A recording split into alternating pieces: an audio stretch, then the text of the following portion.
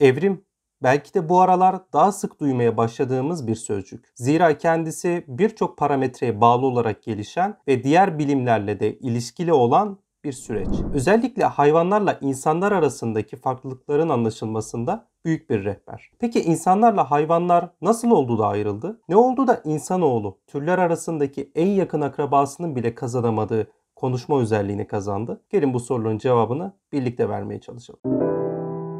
Merhabalar, Bilik Akademi'ye hoş geldiniz. Ben Emrecan. Bugün sizlerle birlikte antrozoolojik meselelere değinerek hayvanlar ve insanlar arasında gerçekleşen etkileşimden bahsetmeye çalışacağız. Haliyle bu video evrim, zooloji, antropoloji, psikoloji ve dil bilim gibi konuları muhteva etmekte. Gelin şimdi sözü çok fazla uzatmadan videoya geçelim. Her ne kadar sanıldığı gibi evrim fikrini ilk ortaya atan Jean-Baptiste Lamarck olsa da Charles Darwin'in yüz binlerce yıllık bir sürecin sonunda çevredeki şartlara adapte olarak evrildiğimizi ispatlamasının üzerinden 170 yıl geçti. Karşı çıkanlar ne kadar ısrarcı olursa olsun bilim adamlarının o günden beri elde ettiği tüm bulgular şu cümleyi haklı çıkarttı. Hayatta kalan türlerin en güçlüsü değil, değişime en çok cevap verendir. Doğal seçilim yöntemiyle daha uygun genlere sahip canlılar daha çok çoğalırken uyum sağlayamayan türler ise daha az çoğalıp zamanla yok oluyor. Avantajlı genlerin daha sık aktarımına dayanan bu milyonlarca yıllık süreç içerisinde insanoğlunun beyni büyür ve büyüyen beynini doyurmak için de mide ve bağırsaklarını kısaltır.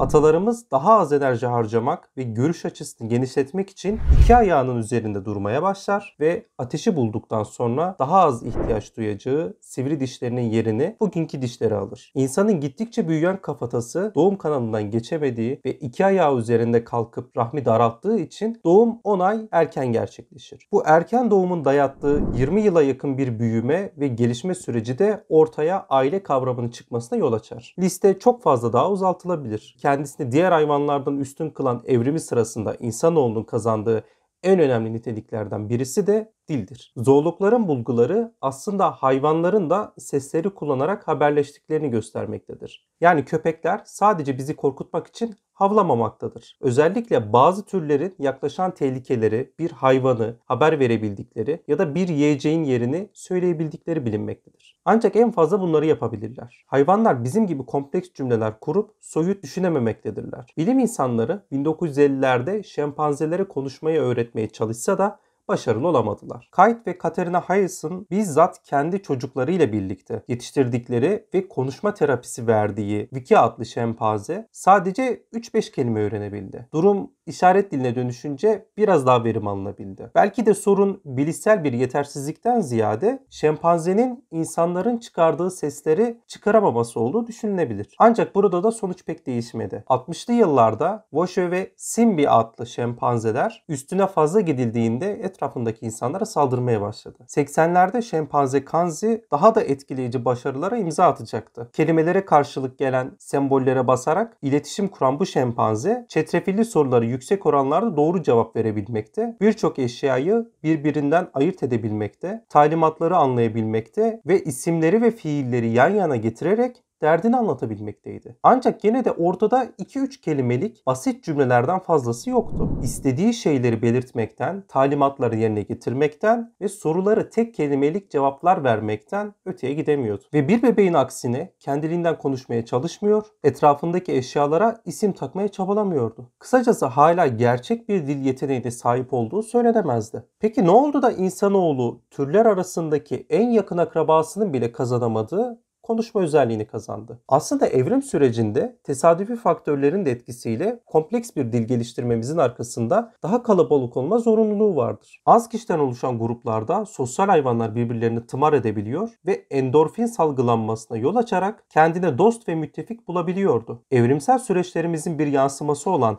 partnerlerimizin göğsünde kendimizi ne kadar mutlu hissettiğimizi hatırlayalım. Ona artık güvenebiliriz. Tımar dedik ama hani videonun devamı bu sözcük üzerine yoğunlaşacağı için onu da terminolojik olarak açıklamakta fayda var. Tımarlama sosyal hayvanların birbirlerinin vücutlarını temizlemesi ve bitlerini ayıklamasıdır. Bu davranış hayvanların birbirlerine güvenmesini kolaylaştırarak toplumsal bağların ve aile yapılarını güçlendirmektedir. Tımarlama sayesinde salgılanan hormonların türlerin üremesi için oldukça önemli olduğunu da unutmamak gerekir. Zira stresin erkeklerin sperm sayısını azalttığı ve kadınların daha zor hamile kalmasına sebep olduğu bilinmektedir. Ayrıca tımarlama grup üyelerinin bir gün içerisinde günlerinin 1/10 ile 1/5 arasında zamanlarını almaktadır. Bu da tıpkı üyelik ücretleri gibi hileciliği zorlaştıran bir şey. Zira bu kadar tımarlanmakla yatırım yaptıktan sonra gruptan kovulmayı göze alamazsınız. Üstüne üstlük hilecilerin tek başına kalma korkusuyla birden fazla grupla sosyalleşmesi de zaman yetersizliğinden dolayı zorlaşacaktır. Ancak tımarlama metoduyla ittifaklar kuran türleri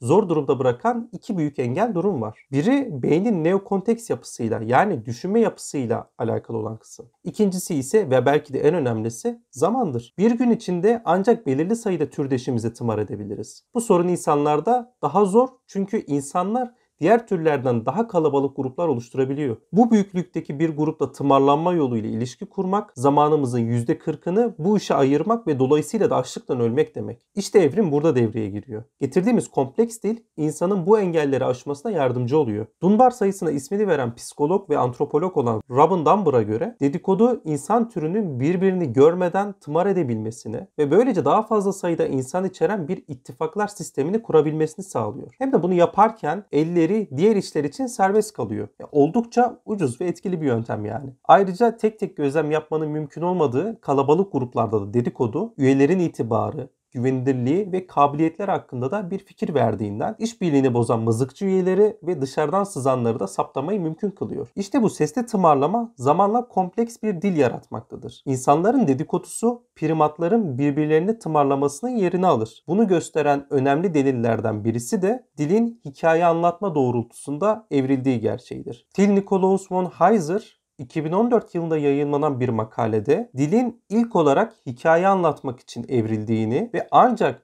ondan sonra diğer işler için kullanılmaya başladığını iddia etmektedir. Dilin temel ögelerinin kelimeler değil de cümleler olduğunu belirten Heiser'lara göre insanlar sadece gerçek bir objeye denk gelen isimleri değil, hisleriyle edindikleri tecrübeleri yansıtan fiil ve sıfatları da kullanarak konuşmaktadır. Bu da bir eylemin ancak sentaksı içinde ve bir bağlam doğrultusunda mana kazanması anlamına gelmektedir. Bu ne mi demek? İnsanlar hayvanların aksine mevcut olmayan bir şey hakkında da konuşabiliyorlar. Bir şempanze yaklaşan bir kartalın adını zikrettiğinde türdeşleri çıkardığı sese değil, o anda orada olan kartala tepki veriyor. Oysa insanoğlunun beyninde başka bir yerinde geliştirdiği dil o anda mevcut olmayan üçüncü kişiler hakkındaki bilgiyi paylaşmayı da mümkün kılıyor ki dilin aslında alameti farikası da bu. Dedikodu yani. Zira mevcut tehlikeyi ya da fırsatı elimizle göstererek de anlatabiliriz. Ancak başka bir yerde veya geçmişte gerçekleşen bir şeyi jestlerimizle anlatmamız pek mümkün değil. Uzun lafın kısası, bırakın boş ve zararlı bir aktivite olmayı, dedikodu insanoğlunun evrimsel gelişiminin yani diğer türlerin çok da ötesinde bir yetkinlikle doğaya hükmetmesinin anahtarı. Dedikodusuz bugünlere gelemezdik ve bundan sonra da dedikodusuz yolumuza devam etmemiz zor görünüyor. Tüm modern imkanlara rağmen hala birbirimizle dayanışmaya ihtiyacımız var. O yüzden WhatsApp gruplarında saatler geçiriyor